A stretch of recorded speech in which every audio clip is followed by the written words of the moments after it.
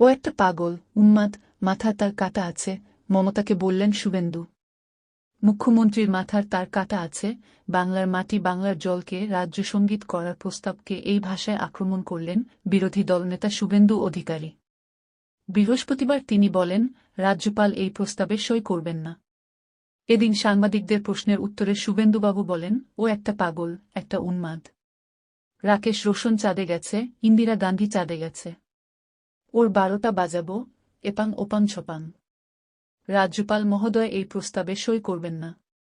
শ্যামাপ্রসাদ মুখোপাধ্যায়ের স্মৃতি, তার অবদান নষ্ট করতে চাইছেন মমতা বন্দ্যোপাধ্যায়। এর পরিণতি হবে বঙ্গ নামের মতো, বিধান পরিষদের মতো, মুখ্যমন্ত্রীকে আচার্য করার মতো। মুখ্যমন্ত্রীর কোনো ক্ষমতা নেই এটা কার্যকর করার। এটা একটা পাগল মুখ্যমন্ত্রী। এর মাথার তার কাঁটা আছে। বাংলার মাটি, বাংলার জলকে রাজ্য সঙ্গীত করতে বিধানসভায় প্রস্তাব আনতে চলেছে মমতা বন্দ্যোপাধ্যায়ের সরকার। তবে সরকারের এই প্রস্তাবের বিরোধী বিজেপি। তাদের দাবি, এভাবে পশ্চিমবঙ্গ ও দেশভাগের ইতিহাস বিকৃত করতে চাইছে মমতা বন্দ্যোপাধ্যায়ের সরকার। তৃণমূল সরকারের এই পদক্ষেপের পিছনে প্রচ্ছন্ন মুসলিম তোষণ রয়েছে বলেও দাবি তাদের। গত সপ্তাহে নবান্ন সভাঘরে এক বৈঠকে বাংলার মাটি, বাংলার জলকে রাজ্য সঙ্গীত বলে চূড়ান্ত করেন মমতা বন্দ্যোপাধ্যায়।